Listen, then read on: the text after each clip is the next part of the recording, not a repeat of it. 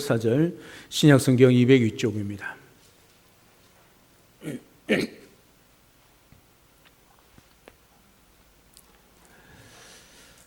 오늘 하나님께서 우리에게 주시는 말씀입니다. 제가 봉독해 드립니다. 사울이 길을 가다가 다메섹에 가까이 이르더니 호련히 하늘로부터 빛이 그를 둘러 비추는지라.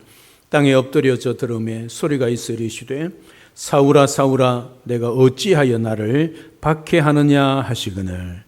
아멘. 우리가 흔히 들을 수 있는 말 중에 팔자라는 말이 있습니다. 팔자가 좋다. 아이고 그냥 팔자가 늘어졌네. 팔자가 사납다. 아휴 어쩌면 팔자가 저리도 기구한지 모르겠네. 그게 다 팔자 소관이지 뭐. 이런 말들을 듣고 또 이런 말들을 하고 우리는 살아가고 있습니다. 여러분 팔자가 무엇입니까? 사람의 한평생의 운수를 말합니다. 이 팔자는 사주팔자의 줄임말입니다. 사람이 태어난 해와 달과 그리고 날과 시간을 간지로 계산해서 8글자가 되는 거지요. 이 속에 일생의 운명이 정해져 있다. 이게 팔자입니다. 팔자는 운명론이지요. 이 세상 만사가 미리 정해진 필연적 법칙에 따라 일어난다. 그렇게 믿고 사는 거지요. 그러므로 한번 정해진 운명은 절대로 내 힘으로 거역할 수 없고 바꿀 수 없다. 그게 팔자 소관입니다. 정말 그럴까요? 팔자는 고칠 수 없을까요? 지우개를 지어서 칠로 고치고 그런 말이 아니라 우리의 운명이 결정되어져 있다. 그렇게 말을 한다면 그러면 우리는 그렇게 살아갈 수밖에 없는 존재일까요? 평생을 팔자 타령이나 하면서 살 수밖에 없는 걸까 하는 것이죠. 만약 그렇다면 우리 인간은 참으로 비참한 인생일 수밖에 없습니다. 팔자는 우리를 속이는 것입니다. 마귀는 팔자를 통해 인간을 지배합니다. 사탄은 사람을 자기 손아귀에 벗어나지 못하도록 하는 수단 중에 하나로 팔자를 들어서 운명록에 빠져서 더 이상 어떻게 할 수 없는 얽매이는 삶을 살아가도록 만드는 것이지요. 팔자는 매일하고 있는 것 아닙니다. 팔자는 묶이라고 있는 것이 아닙니다. 팔자는 고치라고 있는 것이지요. 팔자는 얼마든지 고칠 수가 있다는 사실입니다. 예수 믿으면 팔자는 고쳐집니다. 예수 믿고 팔자 고친 사람들 우리 주위에 흔하지요. 예수를 믿고도 팔자를 고치지 못한 사람을 찾아보기가 어렵습니다. 예수 믿는 순간 죽을 팔자가 살 팔자로 바뀌었습니다. 아무도 안 믿는 것 같은데요. 망할 팔자가 흥할 팔자로 바뀌었지요. 안 될 팔자가 될 팔자, 잘 될 팔자로 바뀌었다는 사실입니다. 우리는 이미 팔자가 바뀐 사람입니다. 우리는 예수 믿고 팔자 고친 사람들이란 말이지요. 울어도 고칠 수 없고 힘써도 고칠 수 없는 차마 노력해도 안 되는 운명론에 빠져있는 그 팔자를 저와 여러분들은 이미 고친 자들이란 말씀입니다. 우리가 애써서가 아니라 우리가 힘써서가 아니라 노력해서가 아니라 돈을 주고 사서가 아니라 예수 그리스도를 믿음으로 말미암아 팔자 고쳤다는 사실이지요. 팔자에도 없는 복을 받게 되었단 말 있지 않습니까? 뜻하지 않게 생각하지 않은 복을 받았다는 뜻이죠. 다른 사람이 아닌 우리가 그렇습니다. 예수님 믿음으로 말미암아 우리는 팔자에도 없는 복을 받게 되었지요. 당신은 앞으로 쭉 팔자에도 없는 복을 받게 될 것입니다. 노면하시면 그렇게 팔자대로 살아가십시오. 한 번 더 여러분 주위에 바라보시면서 한번 이렇게 축복하면 좋겠습니다. 당신은 그래가지고 팔자가 고쳐진 사람으로 살아가겠습니까? 당신은 앞으로 쭉 팔자에도 없는 복을 받게 될 것입니다. 할렐루야. 여러분 우리가 잘나서가 아닙니다. 예수님이 우리를 그렇게 만들어 주셨다는 사실이죠. 팔자에도 없는 복을 예수님 믿음으로 받은 자로서 팔자 고치고 사는 복된 우리 모든 성도님들 되시기를 주님의 이름으로 축복합니다. 오늘 본문의 사울이 예수님을 만남으로 팔자 고친 팔자 바뀐 사람으로 변화되었습니다. 오늘 3절에 보면 사울이 길을 가다가 다메섹에 가까이 이르더니 호련히 하늘로부터 빛이 그를 둘러 비추는지라, 그렇게 말씀합니다. 사울이 길을 가다가 다메섹에 가까이 왔습니다. 이 거리는 보통 예루살렘에서 4일에서 6일 정도에 걸리는 거리입니다. 여러분, 즐거운 여행이라 할지라도 4일에서 6일 정도 가면 피곤하지 않습니까? 하지만 다메섹에 거의 가까이 도착했기 때문에 사울은 여기에 해야 할 일 때문에 아마 긴장하고 있었을 겁니다. 이제 예수 믿는 사람을 찾아서 잡아야 되기 때문에 어떻게 하면 그들을 잘 잡고 그들을 예루살렘으로 압송할 수 있을까 고민에 빠졌을 겁니다. 그때 호련히 하늘로부터 빛이 사울을 둘러 비추었습니다.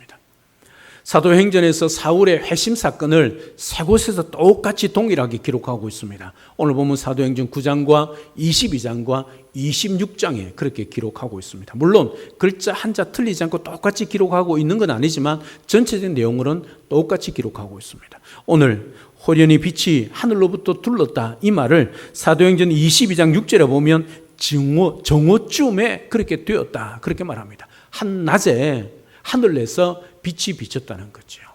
여러분, 중동의 정오는요, 가장 태양빛이 강력할 때입니다.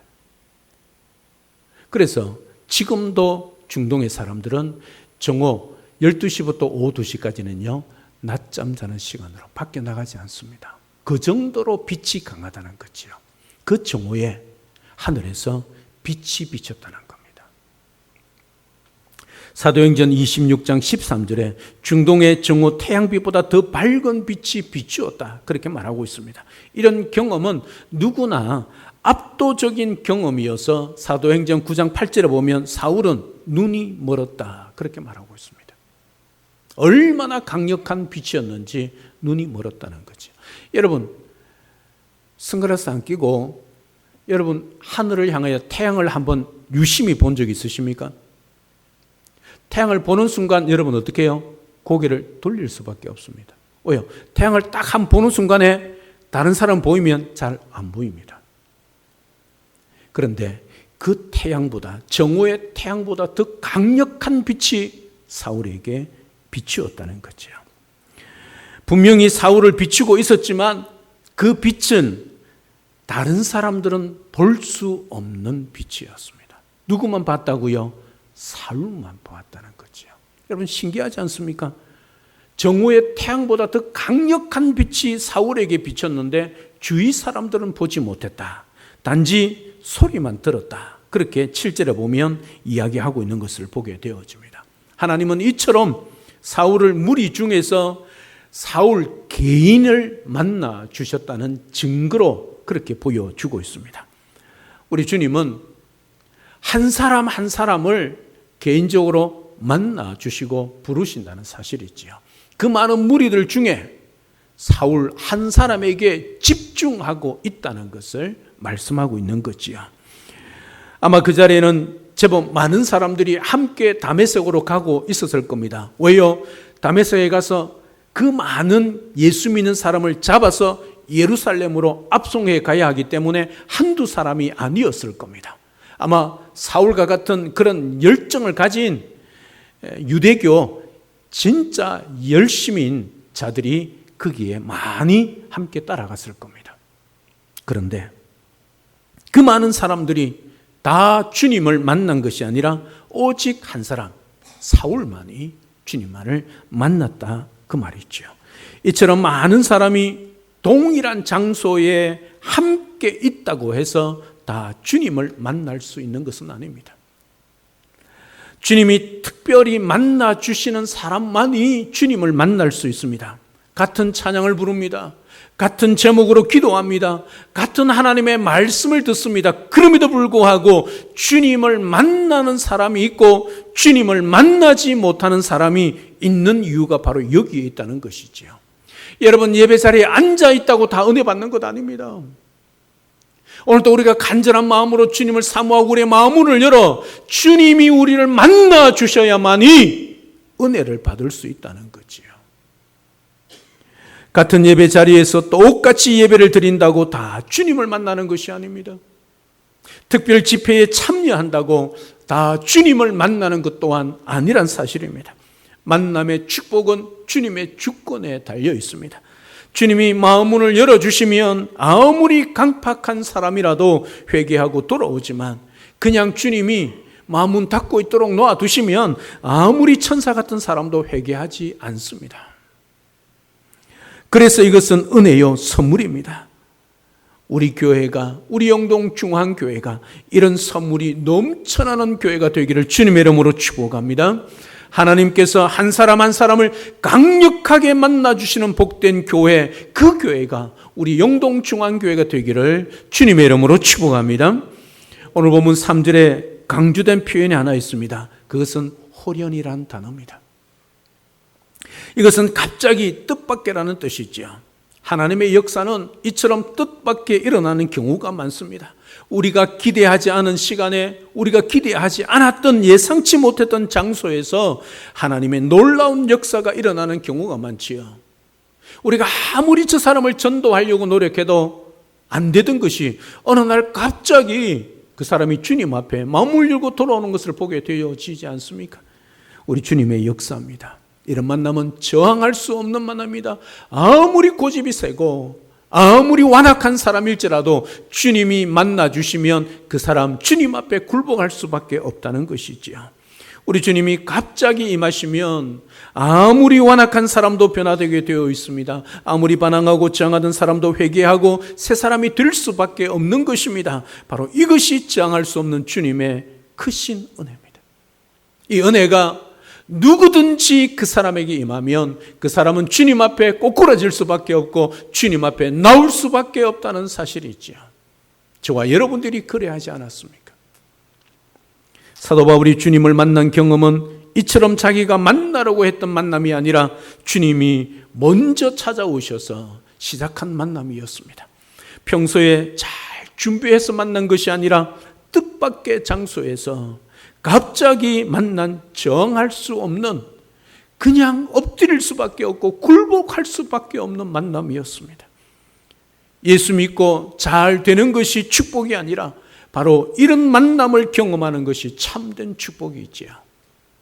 우리 교회가 이처럼 주님이 갑자기 만나 주셔서 놀랍게 변화되는 그런 복된 교회, 그런 성도들이 많이 넘쳐나는 그런 은혜가 있기를 주님의 이름으로 축복합니다. 주님이 우리 교회를 붙잡으시고 우리 교회를 통하여 완악했던 죄인을 만나주시고 변화시켜 주시며 새 사람이 되게 하는 역사가 우리 교회 안에 날마다 일어날 수 있기를 우리 주님의 이름으로 축복합니다. 그 역사를 여러분들이 일으켜갈 수 있기를 우리 주님의 이름으로 축복합니다. 할렐루야. 이제 사울을 부르시는 주님의 모습을 보게 되어집니다. 오늘 4절에 보면 땅에 엎드려져 들어오매 소리가 있어 이르시되 사울아 사울아 내가 어찌하여 나를 박해하느냐. 사울은 갑자기 정오의 태양빛보다 더 밝은 빛으로 오신 주님 때문에 땅에 엎드려졌습니다. 엎드렸다는 것은요, 고꾸라졌다는 겁니다. 왜요?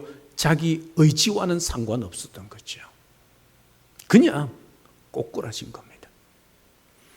누구든지 주님의 임재 앞에 서면 이런 엎드리지 않을 수가 없는 것이죠. 여러분 이사야 6장에 보면 이사야가 거룩하신 하나님을 만났을 때 어떻게 합니까? 화로다 나여 망하게 되었다. 고꾸라질 수밖에 없는 거지요. 그 어떤 완악한 심령도 예수 그리스도를 만나면 변화될 수밖에 없습니다. 고꾸라질 수밖에 없습니다. 겸손해질 수밖에 없습니다. 왜요? 그만큼 강력하신 하나님이시기 때문이지요. 어떤 인생을 바꿀 수 없지만 우리 주님 앞에 서면 어떤 인생이라도 바뀔 수 있다는 것을 우리에게 말씀해 주고 있습니다. 이렇게 엎드린 사울에게 소리가 들렸습니다. 사울아 사울아 두 번 부르고 있습니다. 이렇게 이름을 두 번이나 부르신 것은 사울을 인격적으로 만나주고 계신다는 증거입니다. 사울에게 특별한 애정이 있고 사울에게 특별한 부르심이 있다는 것을 강조하고 있는 단어지요. 삭개오가 주님을 만나기 위하여 돌무화과 나무, 옛날 말하면 뽕나무 위에 올라갔습니다. 그런데 그때 예수님이 삭개오를 부르십니다. 어떻게 부르셨습니까? 삭개오를 어떻게 불렀습니까? 삭개오야 내려오너라. 여러분, 예수님 삭개오 한 번도 만난 적 없습니다. 삭개오도 역시 마찬가지입니다. 왜냐하면 세리고 죄인이었기 때문에 주님 앞에 나아갈 수 없어서, 그래서 숨어서 주님을 만나기를 원했지요. 그때 주님이 삭개오의 이름을 부르시는 겁니다. 사랑하는 여러분, 어떻게 예수님이 나의 이름을 알고 계실까요? 주님은 삭개오 이름을 불러주심으로 그를 인격적으로 만나 주셨습니다. 주님은 삭개오를 분명히 알고 계셨습니다. 아니, 창세전에 저와 여러분의 이름을 알고 계셨지요. 그리고 이 천지 만물을 지으시기 전에 저와 여러분들을 구원하시기로 이미 작정해 놓으신 것이지요. 그래서 때가 되면 저와 여러분들이 주님 앞에 나오게 된 것이지요. 오늘 주님은 사울의 이름을 한 번만 부르지 않고 두 번을 부르셨습니다. 이렇게 두 번 부를 때에는 그렇게 하는 이유가 있지요. 사울아 한 번 부르지 않고 사울아 사울아 두 번 부른 이유가 있지요.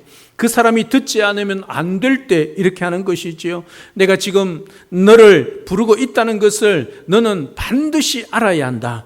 그만큼 나는 너를 간절히 찾고 있고 너를 만나고 싶어하며 너를 향한 목적이 있다는 것을 의도하고 부르는 이름이지요. 우리 주님이 우리를 부르실 때는 우리가 분명히 들을 수 있도록 말씀하십니다. 우리가 혹시 못 들을까 봐 이처럼 두 번씩, 아니 그 이상으로 우리 이름을 부르시는 주님이십니다. 왜 이렇게 주님의 음성을 들어야 될까요? 요한복음 5장 25절에 죽은 자들이 하나님의 아들의 음성을 들을 때가 오노니 곧 이때라. 듣는 자는 살아나리라. 왜 우리가 주님의 음성을 들어야 합니까? 왜 우리가 하나님의 말씀을 들어야 합니까? 들어야만 살아날 수 있기 때문입니다. 하나님의 말씀을 들어야만 우리가 살 수 있기 때문이지요. 내 말을 듣고 또 나 보내신 이를 믿는 자는 영생을 얻었고 심판에 이르지 아니하나니 사망에서 생명으로 옮겨졌느니라. 저와 여러분들이 팔자를 고치지 못하는 인생, 망할 인생으로 살아갔던 우리들을 때가 되면 부르셔서 팔자를 고친 인생으로 우리 주님이 불러주셨다는 사실이 있지요. 그래서 이제는 우리는 이 세상의 팔자 속아나 살아가는 자가 아니라 예수님을 믿음으로 살아가는, 은혜로 살아가는 자가 되었다는 사실이 있죠. 죄악의 깊은 잠에 빠져 있는 죄인이 주님의 음성을 듣지 아니하면 절대 살아날 수 없기 때문에 오늘 주님이 우리를 부르시는 거지요. 확실하게 부르십니다. 사울이 꼬꾸라졌지만 분명히 들을 수 있도록 우리 주님이 두 번 부르셨습니다. 사명을 주시기 위한 것이지요. 그러면 오늘 지금 우리 시대에는 주님께서 우리를 어떻게 부르실까요? 우리 이름을 부를까요? 그렇지 않지요. 주님의 말씀이 선포될 때에 그 말씀을 듣고 믿음이 생기게 하심으로 부르십니다. 우리가 말씀을 읽거나 들을 때에 성령께서 우리 마음에 믿음이 생기게 하시고 그 말씀에 은혜가 되게 하시고 그 말씀을 믿고 살아갈 수 있도록 할 때 주님이 우리를 부르고 계시는 것이지요. 사울아 사울아 이처럼 지금 우리 이름을 부르지 않습니다. 주의 말씀을 통하여 지금도 우리를 부르고 있다는 거지요. 에베소서 1장 13절 말씀에 그 안에서 너희도 진리의 말씀 곧 너희의 구원의 복음을 듣고 그 안에서 또한 믿어 약속의 성령으로 인치심을 받았다. 그렇게 말씀합니다. 우리가 진리의 말씀 그 구원의 능력의 복음을 들을 때에 성령께서 우리에게 그 말씀을 믿도록 믿음을 주셔서 우리를 하나님의 자녀로 부르신다는 것이지요.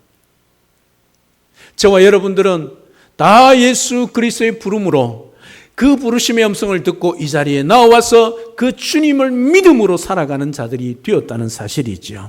우리가 언제 인격적으로 주님을 만날까요? 구원의 복음을 들을 때에 그것이 믿어지면 그때 우리가 주님을 만난 것이지요. 사울이 다메섹의 도상에서 주님을 만난 것처럼 우리도 그렇게 인격적으로 만나는 것이지요. 사울처럼 소리가 들리거나 빛이 비치지 않아도 내가 복음을 들었을 때에, 하나님의 말씀을 들었을 때에 그것이 믿어집니다. 회개가 터집니다. 예수님을 구주로 영접합니다. 그때 주님이 나를 확실히 부르셨다는 것이죠.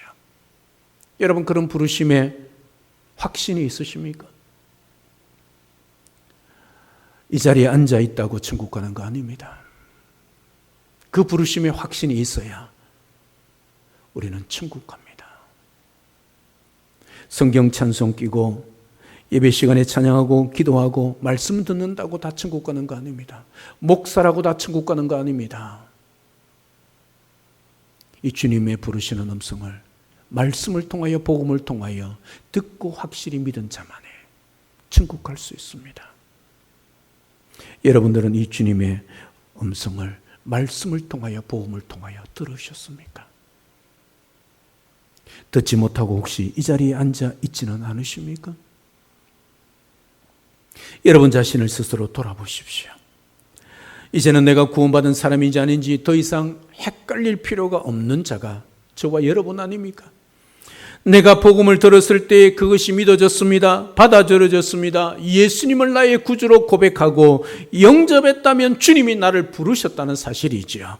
내가 복음을 믿고 주님을 믿고 하나님을 믿고 있다면 주님이 나를 확실히 불러주셨다는 것을 믿고 살아가시기를 주님의 이름으로 축복합니다. 바로 이것이 주님을 인격적으로 만나는 것입니다. 하나님의 말씀을 통하여, 성경을 통해 주님이 어떤 분이신지를 알게 되지요. 주님이 나를 위해 어떤 일을 행하셨는지를 알게 되지요. 그 주님을 믿으면 우리가 어떻게 되는지 알게 되지요. 이 진리의 말씀을 굳게 믿고 주님을 나의 주님이라고 고백할 때, 그때 우리는 확실히 주님을 만난 것입니다. 여러분, 이런 복음에 확신이 있어야 합니다. 구원의 확신이 있어야 합니다. 어떤 사람은 모태신앙이라서 내가 예수를 믿는지 안 믿는지 잘 확인이 안 되는 사람들이 있지요. 그런 사람은 가끔 세상으로 나가서 엉뚱한 짓 하다가 매 맞고 들어온 사람들이 있지 않습니까? 물론 그런 사람도 은혜지요. 그를 통해서 간증하는 것도 은혜지요. 여러분, 그런 간증보다 예수 그리스도를 인격적으로 만나고 변함없이 예배 자리에서 변함없이 믿음으로 살아가는 그 사람, 진짜 신앙 고백 아닙니까? 간증 아닙니까? 저와 여러분들이 그런 삶이 될 수 있기를 주님의 이름으로 축복합니다. 내가 믿어야 한다는 것을 성경을 통해 말씀하실 때 주님은 사울의 이름을 부르실 때처럼 우리를 부르고 계시는 겁니다. 지금은 내 이름을 직접 부르시는 것이 아니라 생명의 말씀, 구원의 복음의 말씀, 성경을 통해 우리에게 들려주심으로 우리를 부르고 있고 세상에 믿지 않은 사람들을 부르고 있다는 것이지요. 그래서 여러분들의 입을 통해 세상을 향하여 선포해야 합니다. 들어야만 살아날 수 있기 때문이지요. 여러분이 살아가는 삶의 영역 속에 만나는 사람들에게 이 복음을 전해야 합니다. 그래야 그들이 듣고 믿어야 살아날 수 있기 때문이지요. 팔자를 바꿀 수 있기 때문입니다. 전하지 않고서야, 들려주지 않고서야, 그 사람이 듣지 않고서야 어떻게 예수를 믿겠습니까? 그래서 우리는 이 자리에서 뿐만 아니라 세상 밖에 나가서도 우리의 입을 잠잠하게 해서는 아니 됩니다. 우리의 입을 열어야 합니다. 우리가 들었던, 우리를 부르셨던 그 주님의 복음을 세상 가운데 선포해야 한다는 사실이지요. 왜요? 우리가 그런 사명을 사울처럼 받았기 때문입니다. 예수를 믿는다는 것은 단순히 예수 믿고 천국 가는 삶이 아니라 이 땅 가운데 예수 믿는 자로서 그 믿은 예수 그리스도를 세상 사람들에게 전해주는 사명이 우리에게 동시에 주어졌다는 사실이지요. 그래서 너희는 세상의 빛이다, 세상의 소금이다 선포하고 있는 것입니다. 우리 교회가 이처럼 지금도 우리를 부르시는 주님의 음성을 들을 수 있는 교회가 되기를 주님의 이름으로 축복합니다. 생명의 말씀을 선포하고 죄인들이 말씀을 듣고 믿어서 구원을 받는 역사가 일어나는 교회가 영동중앙교회가 되기를 우리 주님의 이름으로 축복합니다. 성경 말씀을 통해 주님을 인격적으로 만나 참되게 거듭나고 삶이 변화되어지며 입술이 변화되고 행동이 변화되어져서 생명의 역사를 일으켜가는 영동중앙교회가 되기를 우리 주님의 이름으로 축복합니다. 예수 믿고 팔자 고치신 여러분 이제 잘 될 수밖에 없는 팔자입니다. 본래 저주스러운 팔자였고 망할 팔자였고 죽을 팔자였는데 예수님께서 십자가에서 우리가 받아야 할 저주를 담당해 주심으로 잘 되고 복받는 팔자로 바꾸어 주셨습니다. 세상의 논리에 빠져서 그 세상의 운명론에 빠져서 내 인생을 그렇게 살아가지 마시기를 바랍니다. 순수만 바꾸지 마시기를 바랍니다. 이 순수만 지키면 여러분 팔자 고치는 인생 능히 살아갈 수 있습니다. 하나님 먼저입니다. 하나님의 나라와 그의 의가 먼저입니다. 먹고 마시고 입고 사는 것이 먼저가 아니라 하나님의 나라와 하나님의 의가 먼저입니다. 교회를 통한 영적인 축복이 먼저입니다. 이 순수만 바꾸지 않고 이 순수만 지키고 살아가면 여러분들은 무엇을 해도 잘 됩니다. 예수님이 그렇게 만들어 주셨기 때문입니다. 여러분들을 잘 될 수밖에 없는 팔자로 주님께서 십자가에서 죽으시고 부활하심으로 바꾸어 주셨기 때문입니다. 이미 저와 여러분들은 예수님 안에서 팔자가 바뀐 사람들입니다. 믿으시기를 바랍니다. 변함없는 예수 그리스도의 그 믿음으로 말미암아 우리 인생이 완전히 180도로 사도 바울처럼 바뀐 인생이란 것을 변치 않고 믿고 살아가시기를 바랍니다. 예수님 잘 믿고 예수님이 새롭게 바꾸어 주신 복받고 잘 되는 팔자로 된 사람으로서 당당하게 살아가는 우리 모든 성도님들 다 될 수 있기를 우리 주 예수 그리스도 이름으로 축복합니다. 할렐루야. 아멘. 살아계신 하나님, 은혜와 사랑을 진심으로 감사를 드립니다. 오늘 사울이 다메섹 도상에서 강력한 정오비보다 더 강력한 예수님의 빛을 보고 고꾸라집니다. 그때 우리 주님이 사울아, 사울아 두 번 부르십니다. 인격적으로 주님이 사울을 부르고 계십니다. 사울이 그 주님을 만남으로 인해 인생이 완전히 바뀌었습니다. 유대교에 열심히였고 살기가 등등하던 그 사울이 복음의 사도로 변화되었습니다. 다시 말하면 이 세상의 논리로 말하면 팔자를 고친 사람, 팔자가 바뀐 사람이 되었습니다. 하나님이 부르셔서 이방인의 사도로 존귀한 복음의 사도로 부르시고 세우시고 사용하셨습니다. 우리 모두도 예수 그리스도께서 복음을 통하여 성경 말씀을 통하여 우리를 이미 불러주셨습니다. 그래서 우리도 예수 그리스도를 복음을 통하여 말씀을 통하여 믿게 되었습니다. 따라서 우리 인생도 바뀌었습니다. 이 세상의 논리로 팔자가 바뀌었습니다. 팔자를 고친 사람입니다. 팔자에도 없는 복을 예수님 믿음으로 말미암아 우리가 받게 되었습니다.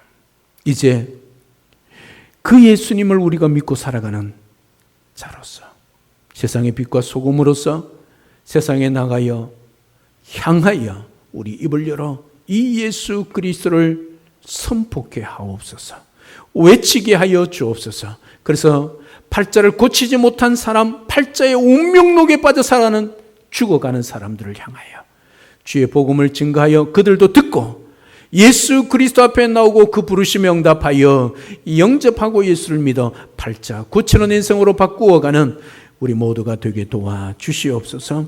예수님 잘 믿고 예수님 새롭게 바꾸어 주신 복받고 잘 되는 그런 인생으로, 그런 하나님의 자녀로, 하나님의 백성으로 살아가는 우리 모두가 될 수 있도록 축복하여 주시옵소서. 예수님의 이름으로 기도드리옵나이다. 아멘.